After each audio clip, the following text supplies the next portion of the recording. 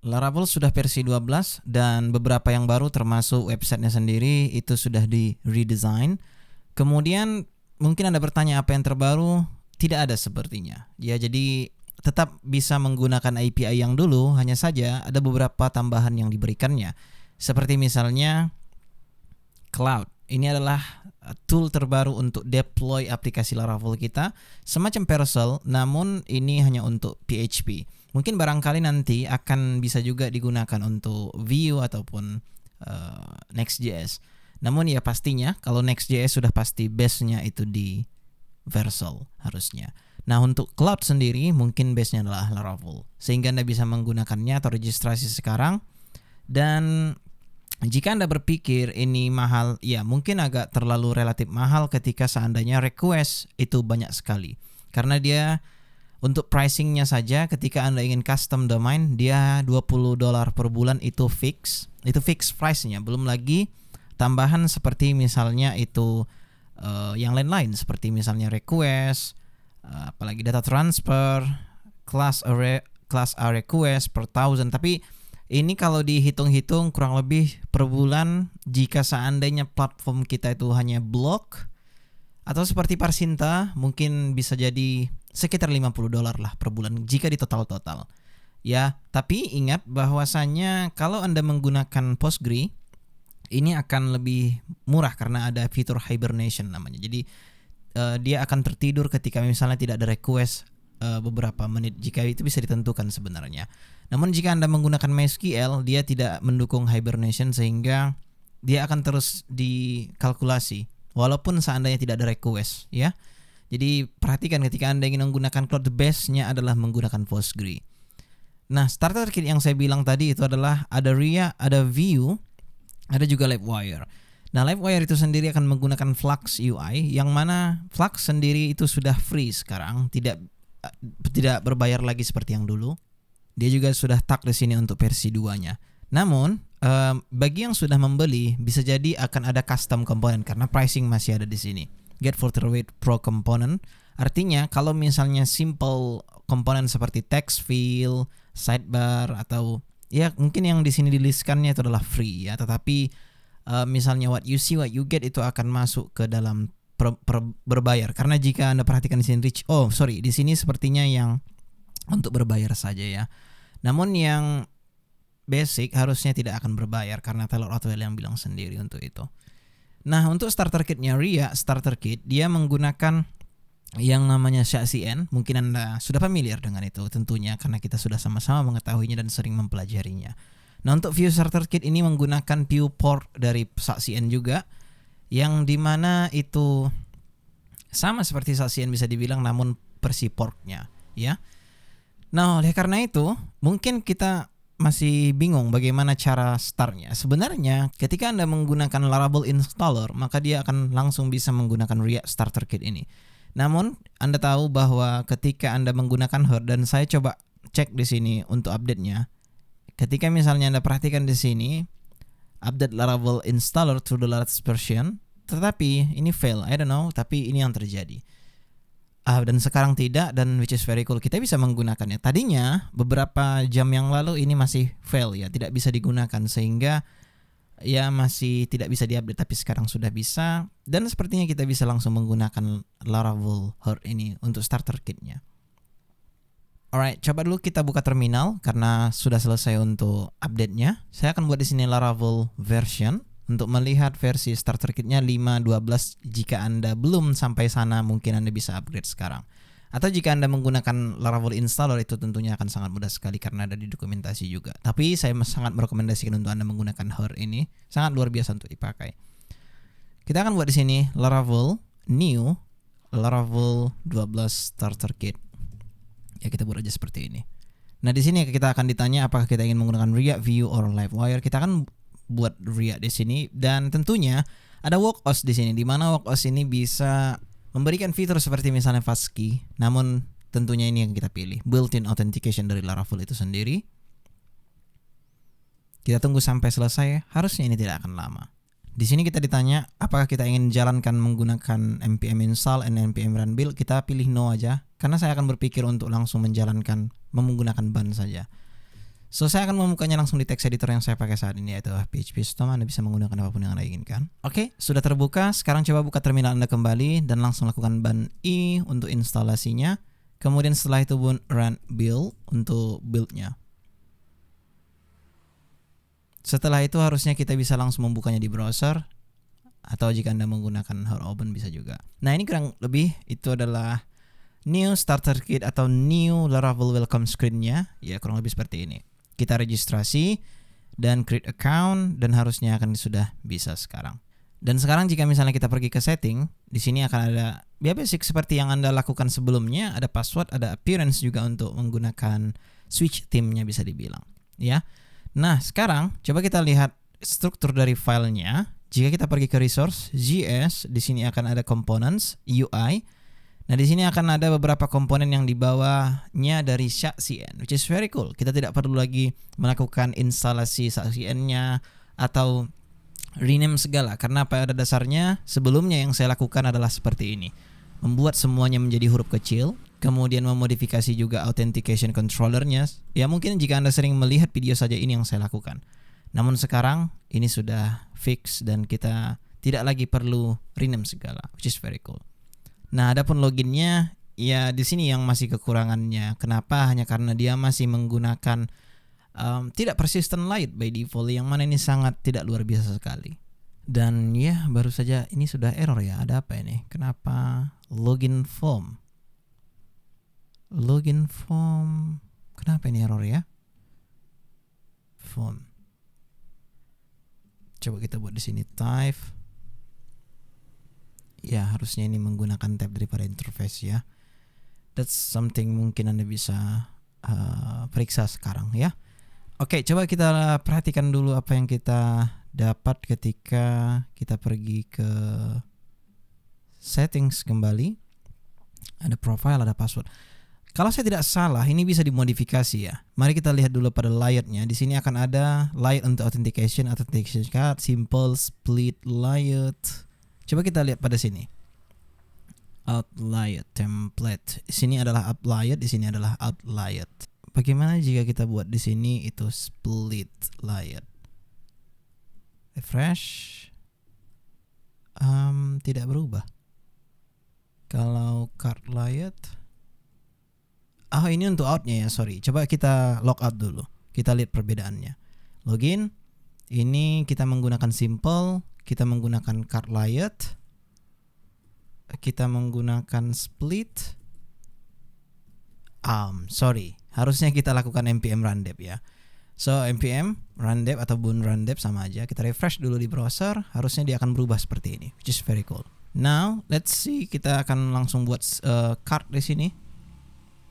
Jika card seperti ini, jika simple seperti ini, jika seandainya split seperti ini.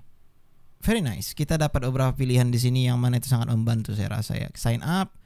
Yes, kita sudah mendapatkan apa yang kita inginkan. Ini adalah satu yang ya mungkin bisa dibilang familiar saat ini ya, di mana kita mempunyai split layout seperti ini. Apalagi? Coba kita lihat dulu, kita registrasikan dulu satu orang untuk melihat up layout-nya sendiri. Di sini dia up layout template. Coba kita buat di sini sidebar. Apalagi pilihannya? Mari kita lihat pada up ini sidebar header. Coba kita ganti header. Refresh. Yes, kalau misalnya kita pilih header, ini kurang lebih seperti sebelumnya ya. Hanya saja lebih bagus karena dia menggunakan sistem SACN. Karena SACN adalah bukan library, melainkan adalah distribution system, just like JustD. Which is very cool harusnya. Oke, search ini tidak ada ya, hanya tampilan saja. Jika Anda mungkin memiliki dashboard, ya mungkin ini yang Anda inginkan. Dan ini karena menggunakan layout dari SACN, seharusnya sidebar ini bisa kita modifikasi ya. Caranya kita pergi ke app sidebar layout ini, variannya kita ganti menjadi misalnya itu icon. Variannya itu bisa kita langsung lihat harusnya ya. Header sidebar ini kenapa ya mesti dibuat dua seperti ini? Karena switchnya dari sini aja sudah bisa sebenarnya. Jadi kita ekspor propsnya, terus kita pergi ke sananya, dan harusnya kita bisa langsung ganti ini aja ya. Coba ini kita lihat variannya apa. Sama aja. Ini adalah varian inset sidebar di sini di up sidebarnya ya. Sehingga sebenarnya ini bisa kita buat seperti ini. React components prop type of sidebar seperti itu. Kemudian di sini kita set propnya seperti itu. Kemudian insert ini bisa kita pindahkan tentunya di sana waktu kita menggunakannya di sini kan. Which is very cool harusnya jika seperti ini saja. Ya. Ini untuk sidebar layer, dan jika seandainya kita ganti ini menjadi yang lain, ya tentunya itu akan bisa. Tetapi di sini akan gagal dia hanya karena varian dari upsell ini hanya menerima header dan header dan juga sidebar, sehingga emang itu tidak bisa dilakukan. Tetapi harusnya ini sangat bertele-tele menurut saya. Jadi sehingga harusnya ini bisa diekspor aja ke sana sih, ya kan? Coba kita lihat variannya. Plotting insert, ya plotting. Kita buat di sini refresh, ini dia. Kalau kita buat sidebar maka ini dia. Alright, very cool. Dan kita sudah berhasil di sini. Untuk shape-nya ini kurang bagus hanya karena tidak ada preserve scroll-nya ke false. Coba kita lihat pada profile. Harusnya dia akan menggunakan di sini itu input untuk save, ini dia. Transition dari mana diambil transition ini? OMG, kenapa masih lagi menggunakan headless React ya? Banyak kali jadinya di sini banyak kali harusnya di sini yang terjadi ya, ada headless UI, ada Radix. Karena pada dasarnya CN akan menggunakan Radix by default, sehingga ada Radix, ada juga headless, di mana sebenarnya ini sangat tidak luar biasa. Karena pada dasarnya transition ini bisa dengan hanya menggunakan span seperti ini, dan ya seperti ini misalnya, biar saya tunjukkan kepada Anda ya. If reason successful, kemudian di sini kita, karena by default dia juga akan menggunakan di sini yang namanya Tailwind Animate karena dia menggunakan CN. Tailwind Animates, ya ini dia Tailwind Animates. Oke, harusnya bisa dibuat seperti ini. Animate in is in. That seperti itu sudah cukup sepertinya, tidak perlu menggunakan transition karena headless UI itu sendiri dilakukan hanya untuk itu. Sehingga sebenarnya tidak sangat luar biasa ya ketika Anda bisa melakukan hal simple seperti ini. Begitu juga dengan password yang ada di sini, harusnya itu juga bisa diganti dengan hanya seperti ini. Begitu juga dengan saya rasa udah ya, nggak ada lagi di sini harusnya. Nah, completely kita bisa hapus ini sebenarnya kan, karena emang sangat gini ya, semakin banyak package yang Anda pakai itu sebenarnya tidak baik sekali. Hard to maintain, apalagi seandainya ada nanti upgrade segala, itu sangat tidak akan luar biasa untuk masa depan dari project kita sendiri. Sehingga Anda bisa remove dan harusnya sudah berjalan dengan lancar. Mari kita jalankan dulu npx tsg untuk melihat apakah ada error di sini. Nah, sepertinya banyak sekali error di sini ya. Seperti misalnya reset password ya. Reset password. Harusnya ini menggunakan type aja daripada interface seperti itu. Jadi, harusnya ini harusnya kita buat seperti ini saja sudah oke. Jadi dia tidak error lagi harusnya. Banyak sekali di sini yang error kan, reset password, register.tsx karena di sini akan menggunakan register prompt. Harusnya kita buat type seperti ini saja sudah oke, ya. Coba kita lakukan lagi. Nah, sekarang di welcome ya, coba kita lihat pada di welcome. Sebenarnya welcome ini tidak ada masalah sama sekali ya. Jadi bisa langsung dihapus saja sebenarnya karena yang error itu hanya style di sini. Nah, ini dia as ria css properties, harusnya sudah oke nih. Tidak juga sepertinya sih. Yalah, tidak perlu jadi masalah ini karena ini kalau misalnya kita langsung membuka project ini, tentunya kita tidak akan menggunakan welcome tersebut ya kan. Sehingga di sini Anda hilangkan saja dan ganti menjadi misalnya itu home controller. Saya akan buat di sini home controller. Sehingga di sini kita bisa langsung panggil home controller class.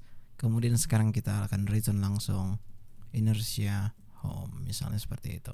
Kemudian sekarang kita bisa buat filenya home.tsx. Kita bisa langsung ikuti saja apa yang ada di dashboard seperti ini. Namun lagi-lagi ya, sepertinya ini akan ada masalah karena pada dasarnya applet ini mungkin bisa jadi nanti seperti yang dulu. Tapi coba kita lihat aja apa yang terjadi. Home, kita akan ganti menjadi home, homepage, refresh di browser. Coba kita ke homepage. Yes, ini dia. Tidak ada masalah sepertinya ya, tapi ketika kita ke logout ini akan menjadi masalah karena pada dasarnya user info.tsx reading avatar tidak akan ada gitu. Coba kita lihat di user info, ada di sini avatar, initial. Ada initial di sini, which is very cool. Ini adalah hook. Dan hook seperti ini, jika tidak ada return JSX maka Anda bisa rubah menjadi TS saja ya. Tidak ada masalah untuk itu. Ini yang dimaksud itu. Ya, user info bisa kita lihat dipakai di nav user. Ya, inilah mengapa harusnya ini dicek dari awal ya. Ketika seandainya memang tidak ada, ya ngapain ditampilkan? Atau buat layout lagi, layout yang lain lah. Ya, misalnya unauthenticated layout misalnya. Atau bahkan tidak pakai layout juga tidak ada masalah, sehingga Anda bisa buat seperti ini saja. Jadi jika kita buat sini homepage seperti ini, dan ya kita bisa hilangkan ini, kita refresh di browser, ya ini yang kita dapatkan. Dan seandainya kita login, passwordnya itu password remember me, ya kita sudah berhasil kan. Jadi ketika logout dia tidak lagi menggunakan APS. Tapi harusnya itu dibuat fleksibel aja sih harusnya ya. Karena kita butuh header layout ini harusnya tidak require yang namanya itu authentication, ya kan? Tentu itu mudah dimodifikasi harusnya jika Anda mau. Tapi yang jelasnya Anda tahu bahwa sekarang Laravel sudah mempunyai starter kit yang baru, yang mana sebenarnya yang dulu itu sangat tidak luar biasa tapi sekarang harusnya luar biasa. Nah, dengan hal ini kita gampang untuk memodifikasi komponen yang kita punya, ya seperti button, apalagi sudah menggunakan SACN, ya. Seperti contoh misalnya, saya lupa apa keywordnya, coba kita lihat pada SACN-nya sendiri. Nah, untuk mengambil switch ini kita tinggal panggil seperti ini, kemudian kita paste di sini. Setelah itu harusnya kita bisa menggunakannya di login page dengan hanya mengganti checkbox menjadi switch. Coba kita perhatikan Radix komponen UI switch ini yang kita butuhkan. Iya kan? Coba kita lihat di browser dan kita coba logout dulu. Dan login. Coba kita lihat apa errornya.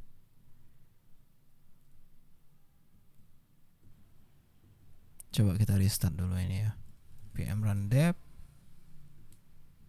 Iya, sepertinya memang butuh di restart itu baru bisa ya, karena I don't know, tapi sangat tidak expected dia bisa error seperti itu, tidak masuk akal gitu. Tapi ini yang pastinya caranya kurang lebih ya seperti itu jika Anda ingin memodifikasi tampilannya. Yang tadinya menggunakan checkbox dan sekarang bisa menggunakan coba kita import dulu dari komponen UI checkbox switch seperti yang tadi. Checkbox kita ganti switch. Ya, kurang lebih seperti itulah yang kita inginkan sebenarnya. Oke, cool. Harusnya Anda sudah tahu dan ya, selamat mencoba.